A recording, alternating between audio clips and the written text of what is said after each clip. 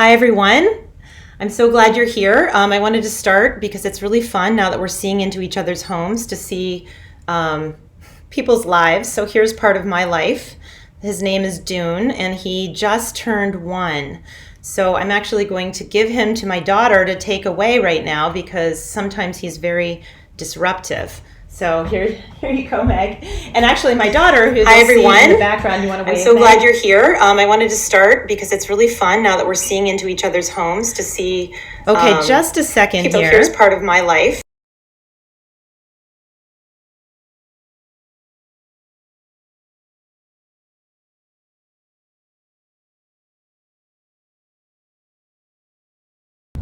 Okay, sorry about that. I'm back. I was just figuring out some tech stuff.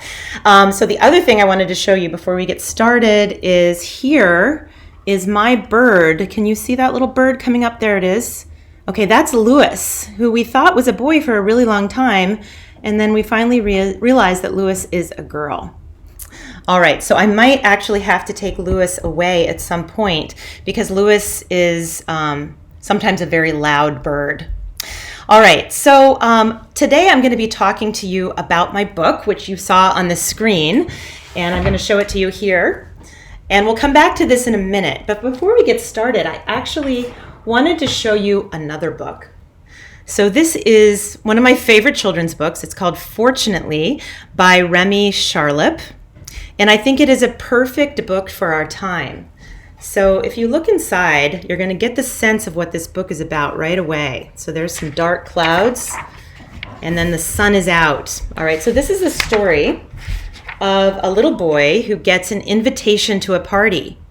But unfortunately, he lives in New York City, and the party is in all the way down in Florida. But fortunately, his friend gives him an airplane. Unfortunately, the motor explodes. Okay, we're not going to read all of this book, but I just want to read the next couple pages. Fortunately, and this is the cover of the book, he had a parachute in the plane. Unfortunately, there was a hole in the parachute. So there he goes. Fortunately, there was a haystack on the ground. Unfortunately, there was a pitchfork in the haystack. And this is my favorite part of the book. Fortunately, he missed the pitchfork. Unfortunately, he missed the haystack. So I love this book. I think it's a perfect book for our time because we have a lot of fortunately and unfortunately going on right now. So unfortunately, we are all stuck in our homes. But fortunately, I can still see you and talk to you about my book and say hello to you in your homes. So let me, again, just get my book out. And I wanted to tell you, before I read the book, before I do anything else, I wanted to tell you what it's like to be a writer who receives her first book in the mail, which just happened to me recently. So a long time ago, 4 years ago, I started writing this book, and eventually I found a publisher who wanted to publish it, and the publisher found an illustrator who wanted to illustrate it. And then years go by while all of this work is done, paintings are being made, and the book is still, in some sense, just an idea. But then one day, something arrives in the mail. For me, it was this exact box, and you can see I've cut the top off of it. And I reached inside, not knowing what I was really going to see, because up to this point, my book was just words on a page. I'd seen some illustrations, but I hadn't seen the real book. And I lifted it out, and I was completely shocked, even though this was my book, because look how big it is, first of all. I was shocked by the size, and I was shocked by how beautifully the colors came out. They're so beautiful, it actually almost looks like you were seeing paint on a page, like you're seeing original canvas paintings. So we're going to get to the book a little while later, but in case you don't know who Flannery O'Connor is, I want to tell you a little bit about this writer. So she is one of my very favorite writers, and she has lots of collections. Well, she has 2 collections of short stories and 2 novels, lots of essays and letters, etc., that have been published, and I have read every last word she ever wrote.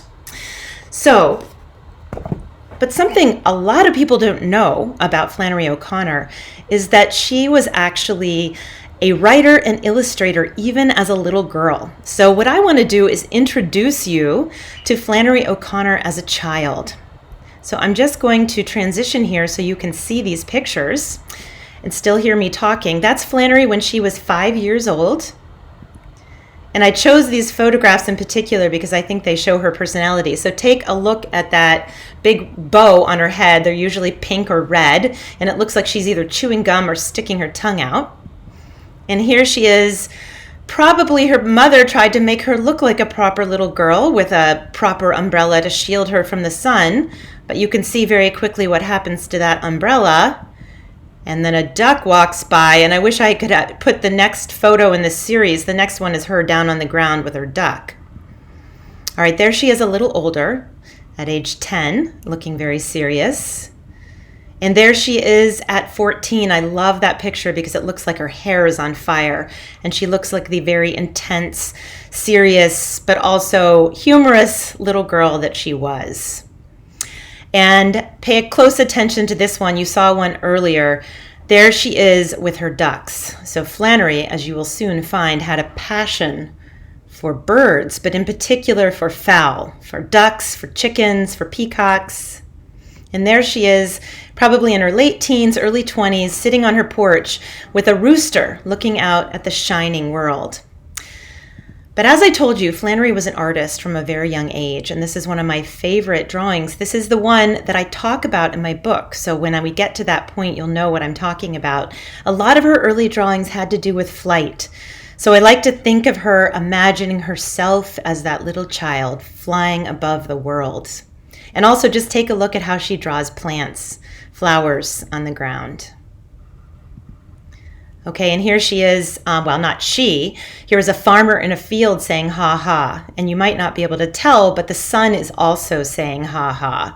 Flannery was always full of humor, sometimes dark humor, sometimes sarcastic humor, but she was always humorous. And here's a wonderful cartoon she did when she was 9 years old. And when we get to that point in my story, I will mention it again. This little piece from the archives inspired me to write one of the scenes that's in the book. And I love this. She wrote a lot of letters. And on the back of this one, she says, "Do not touch." And she was a terrible speller, which is wonderful. I'm also a terrible speller. So just because you aren't a good speller does not mean you can't be a writer. So she was always a creative speller, let's say. And so she wrote, "Do not touch." Now, one of the things she loved to do when she was little is to write books. And she created these books out of construction paper and all sorts of different methods. Here you see she tied the pages together with ribbon. And here is another one where she's tied it together with ribbon. And this last one, this was maybe her most important work as a child, or at least she thought so. She actually made many, many copies of this by hand. It's a book she illustrated herself. And you can see that she punched holes down the side herself. Those are hand punched holes. There's not a hole puncher that did that. And then she coiled that copper wire and created that binding herself. All right, so that brings us back to the beginning. So let me come back on here. There's one more thing I want to show you about Flannery O'Connor. And I had to turn the sound off of this little movie because if I put on any music at all, YouTube is going to shut down my live stream. So I'm going to put this on and just talk to you about it. So you're also going to see this scene in my book. But when Flannery was 5 years old, a movie team came and made a little film of her in her backyard. Okay, so let's just start looking at it. It's called Do You Reverse? And it says, "Here's an odd fowl that walks backward to go forward so she can look behind to see where she went." All right, so the next scene we're going to see Flannery when she was 5 years old. There she is in her backyard with her chickens. And then after that, we're going to see there it is walking backwards, right? And then the people making this little film thought it would be fun, sorry about that little flash there, would be fun to film a lot of different animals walking backwards. So the way they did that, of course, was just reversing the film. Some of these might have been taken in Flannery's backyard, but most of these I think are just farmyard shots, because at this point Flannery was living in Savannah, which is a city. All right, so one last thing before we get to the book itself. I want to tell you a little bit about Ping Zhu, who is the illustrator for the book, and I'm going to show you a tiny clip of her talking about her process in illustrating this book. Because when you see a book, it seems like a final thing, right? Everything's done, and it's hard to think back or to imagine what it would be like to be an illustrator. You receive this story in the mail, right? And you read it, and then you have to imagine your own way into it. You have to bring your own creativity, your own vision to the story, and see how are you going to imagine this yourself? So Ping Zhu, the illustrator, she was doing a project for another company, Criterion Movies, and they did a little studio visit with her. And I'm going to show that to you now, just a tiny clip of her talking about how she imagined her way into this story. What I do for work is not the same process as like something I would do for myself. I love painting and, gouache and like just that process, but because it's been such a long time since I've been able to say, like, I've done this personal project for myself, that I'm trying to figure out whether or not the work that I'm doing for myself even looks like the work that I'm doing for work anymore. Like with the book that I'm working on, it's trying to find a new way in. I am illustrating a children's book about Flannery O'Connor and how she was pretty much like a very unique writer. She was a bit of an odd bird. It's a book about her life, but it's kind of reminding kids to be yourself, and that like being a misfit is actually a strong suit rather than something that you should try and change. All right, so I just love the idea that she's showing there. And I wish I could have showed you more of the clip, but again, there was music that started, and I didn't want this live stream to get shut down and us to get kicked off of YouTube. But what she's talking about is how she used construction paper, cutting paper, almost like a sketch, to figure out what everything was going to look like. All right, so with all of that in mind, let's look at the book itself. And I'm just going to read you the opening of this book, not the entire book, but just part of it. So let's turn the page. Oh, one more thing I wanted to tell you. So remember the first book I brought up, Fortunately, by Remy Charlap. He has a beautiful idea of what a picture book is. He says a page is like a door. And picture books show us that feature of books, because when we see a picture book, the thing we want to do more than anything is turn the page, right? We want to see what's inside. So we open it and we have this mysterious blue, all right? And here is the title page, which I want to show you first. So let's see, let me try to get that up on the screen here. This is mirror image for me, so I'm struggling to get this right. And you see this wonderful little inscription here. It says, especially prepared for highly intelligent adults and precocious children. And then you see one of Flannery's chickens down below. So that inscription was actually something that Flannery herself wrote in the beginning of that book I showed you, Mistaken Identity. But I love it because picture books really are for everyone. So let's start. Right from the start, little Flannery took a shine to chickens. As soon as she could hold a crayon, her floor was littered with sketch after sketch of roosters and hens. Your room, young lady, is a mess, said her mother. Humph, said Flannery, her blue eyes flashing. I like it that way. She especially liked the one she'd made of a fat turkey squatting on the ground and a stick-figured child sailing overhead. Her father carried it everywhere in his wallet. And you might see in this picture the family parade that you saw in the cartoon that Flannery did.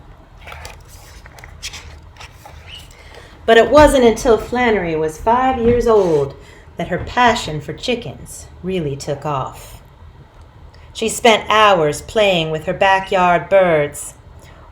She even trained a bantam by glaring at it so long it backed away. A nosy neighbor alerted the press, and a New York cameraman came all the way from New York to Savannah, Georgia to get it on film. In that brief moment of fame, Flannery had a revelation. People didn't want to see any old chicken. They wanted a weird one. There was something about strangeness that made people sit up and look. And I think one of the things, I want you to notice the little chicks in this painting. And I also want you to notice that they're looking at something. What are they looking at? So again, we have to open the door, right? Turn the page to find out. After all, she was kind of an odd bird herself, she thought, with her pigeon toes. At night, she had to do toe exercises to improve her posture, and during the day, she had to wear corrective shoes. Tarso supinator proper-built shoes, she called them. "Hold up your head, young lady," her mother told her on the way to St. Vincent's Grammar School for Girls. "Humph," said Flannery. "I heard someone once died of holding up her head." She imagined rocketing off the ground in her Tarso supinators, sailing above the world. But by 5th grade, Sister Consolata had had enough of all those stories. Oh, I'm skipping ahead. Sorry about that. Soon she started collecting strange ducks and chickens, birds with one green eye and one orange, or with long, spindly necks. Dadgum, she thought, if only I could find one with 3 legs or 3 wings. She even sewed her birds little white bouquet coats and lace collars. Best of all was a picture she found of a rooster that lived for 1 whole month without a head. Sometimes, seated on her back steps, she wondered if she could do it. Seize one by the neck and hack off its head.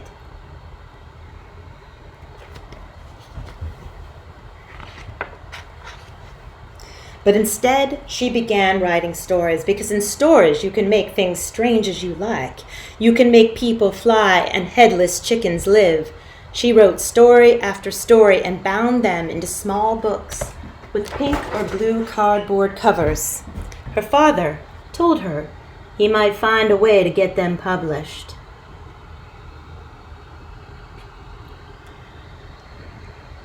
Now we get to the picture that I jumped ahead to. But by 5th grade, Sister Consolata had had enough of all those stories. "I don't want to hear about another duck or chicken," she said.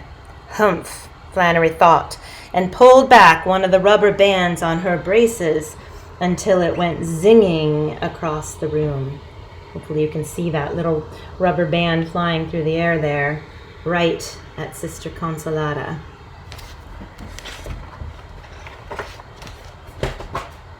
Since no one appreciated her stories at school, 10-year-old Flannery started a club. The Merriweather girls met in the shed behind her house, chickens perched all about. From an old porcelain bathtub, Lord Flannery, as she liked to be called, read her stories aloud. But when Lord Flannery was 13 years old, the club was disbanded. Her family was moving from Savannah to Milledgeville. And I'm actually going to stop right there, because this is one of the big turning points. Actually, I'll show you the picture on the next page. You can see that when we've opened this door, when we've turned this page, the world has changed. We're now in a new world.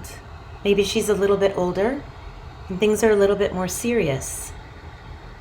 But I want to show you one more illustration from the book.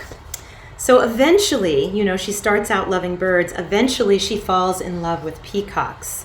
They become the answer to her childhood quest. She's looking for the strangest, most beautiful bird she could find. And ultimately, that becomes the quest for her stories as well. She is searching to write the strangest, most beautiful story. And so at some point, she discovers peacocks. And I just wanted you to see this glorious illustration by Ping Zhu. And again, there's no way for me to convey how beautiful these are just over the camera. You have to see this book in person. It really looks like original paintings when you're holding it. All right, so because peacocks are such a prominent aspect of this book, my daughter has been very inspired to do peacock crafts. So I thought the next thing I would do is turn the camera over to her where she's working on a little table, and she's going to teach you how to actually make a peacock feather. So what you need for this is a piece of square paper. She's going to explain all this, but if you want to take a second right now while I'm talking to get that, just get any square piece of paper out. But this is also going to be archived, so you can watch it again if you don't get all the moves here. So I'm just going to switch over to her now. Hi, I'm Margaret, and inspired by the peacocks in this book, I'm going to show you how to make an origami feather like these ones. So for this you can use any type of paper you want, but I am using a solid color, but it just has to be square. It doesn't matter the size really. You can even make your own paper.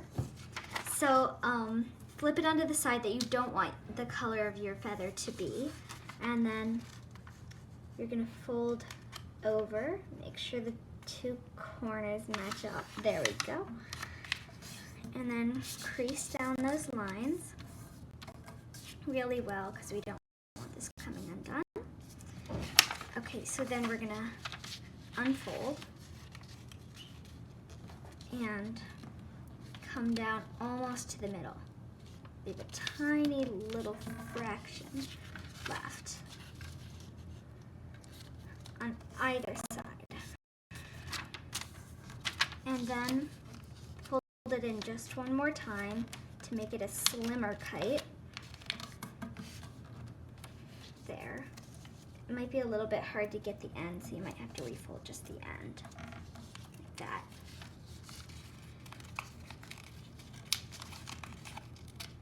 Again on the other side.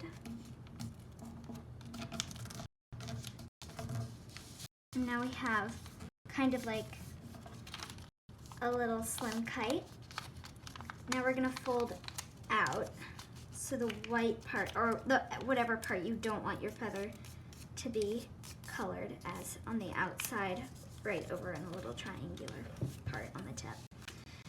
And then the little corner, you're gonna go almost to the end with that part on this side, and then just follow right along that side's crease on this side. Okay, so if you open it up, it should look something like this on this side. And then you're gonna fold it in. Okay, there we go. You're gonna make sure that these little sides stay folded in.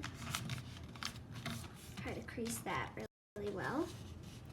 And then you see we have like a little angle right there that's a corner. And we're gonna fold to that, so right there,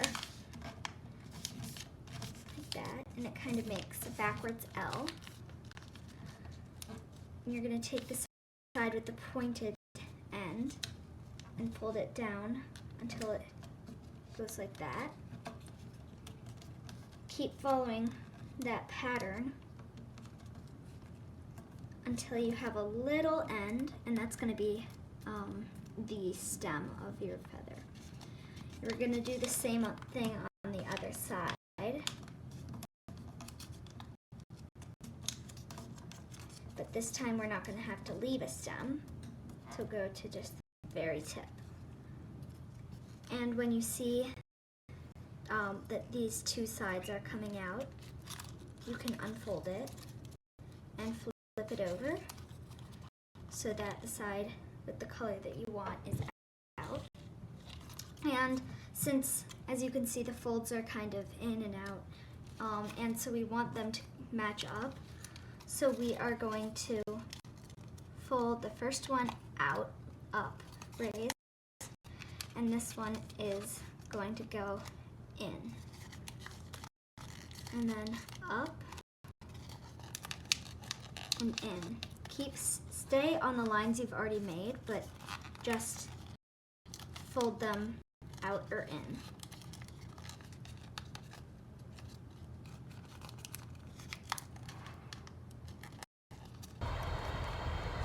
And we're going to do that all the way to the last line. And there's the feather.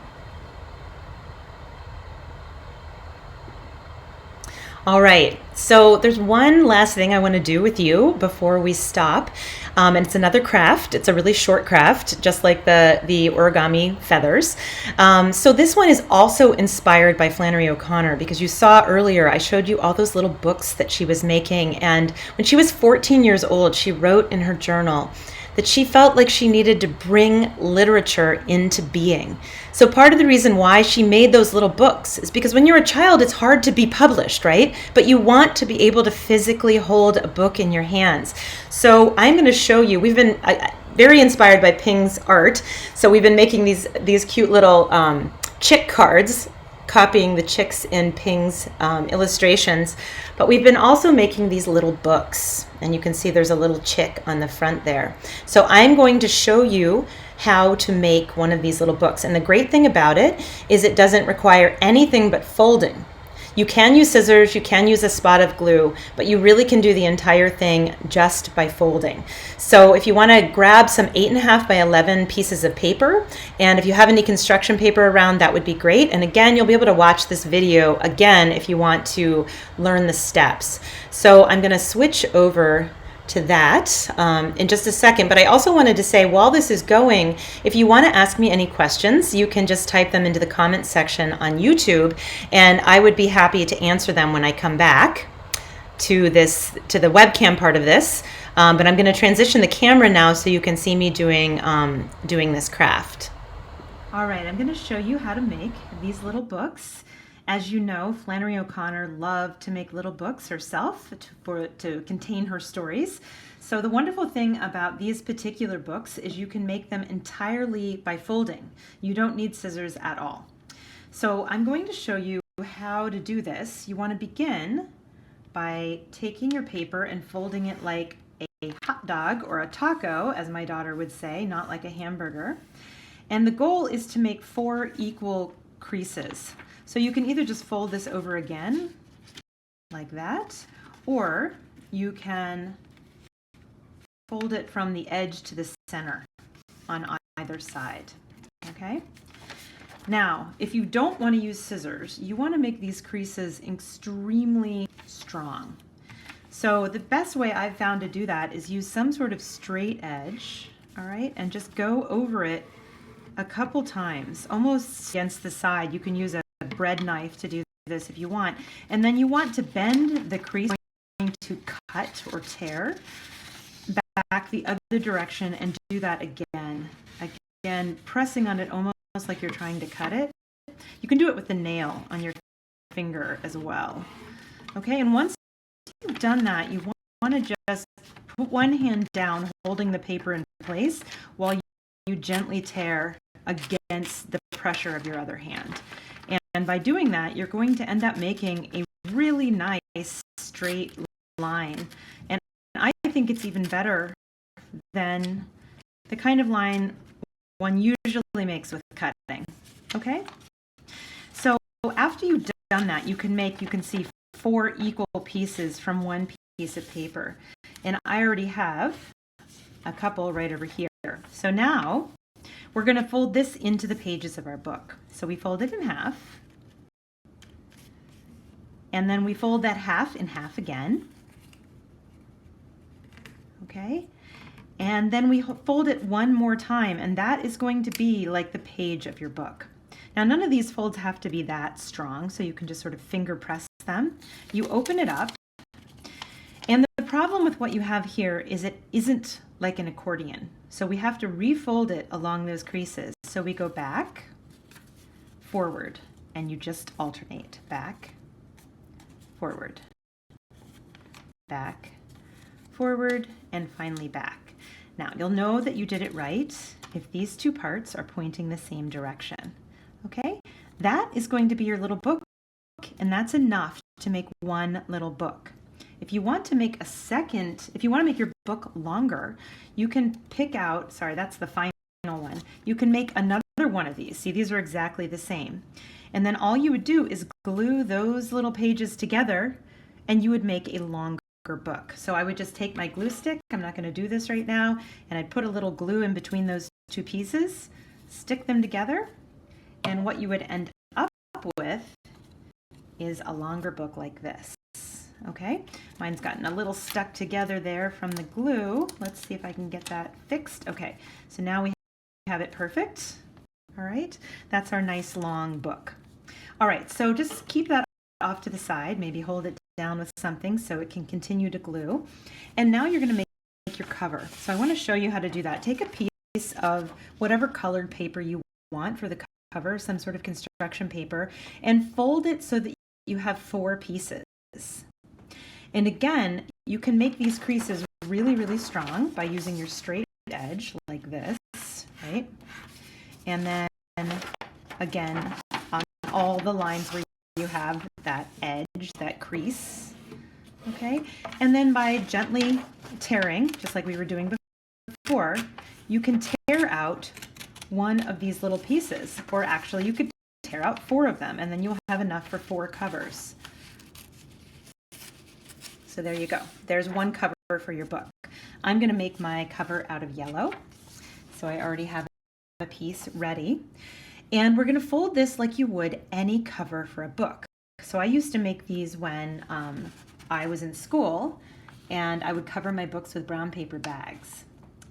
Okay, so you might have done that before. So we just fold it in half. And then we fold the edges one more time right up to that center, not quite getting there. You want to leave about 1 millimeter because you're going to wrap this around a book. So it needs a little space to grow, a little space to stretch around your book. Okay, same with this side. Don't go quite all the way to the center. So I just check it there to see where I'm headed. And crease it. And then the same exact thing, you want to go to, so I made another center line, and then you want to go not quite to that center, and this time you might want to leave even more space than you did before, a little more than 1 millimeter, maybe 2 millimeters. Okay, and once you've done that, you will have created a nice little cover. I have another one right here. Okay, so I'm going to show you how to put this on the book now. So you take your long book. Where did my long book go? Is that my long book? Oh, here it is. Sorry. Here is my long book. Okay, again, you could have taken one of the little books. That's fine. And we put it inside of our cover so that we have the page sticking forward. Okay, so just put it in like that, and you'll see that you have it in the right way. If your last page is sticking forward, and now you can just put it inside of your cover.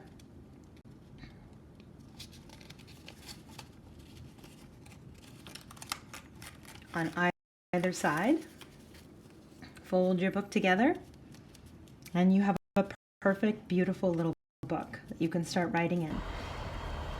And you can see we've been decorating the covers of these books in honor of the beautiful little chicks in Ping's work.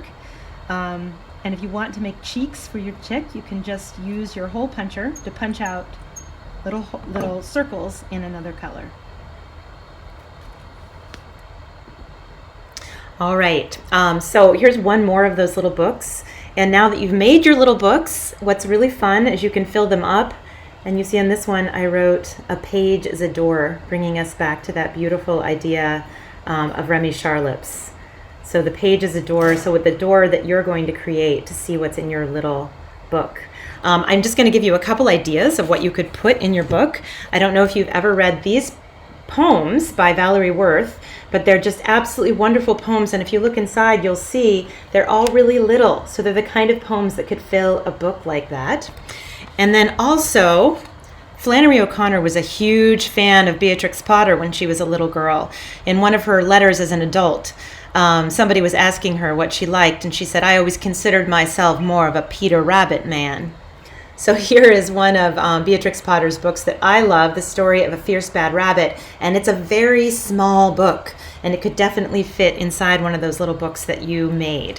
So I would love to see any stories that you create in those little books if you want to send them to me. And I got a question while that was going on. Somebody asked where they can see this, or will these clips be on my website? And yes, I will be adding them to my website. And you can see my website right here, amyalls.com.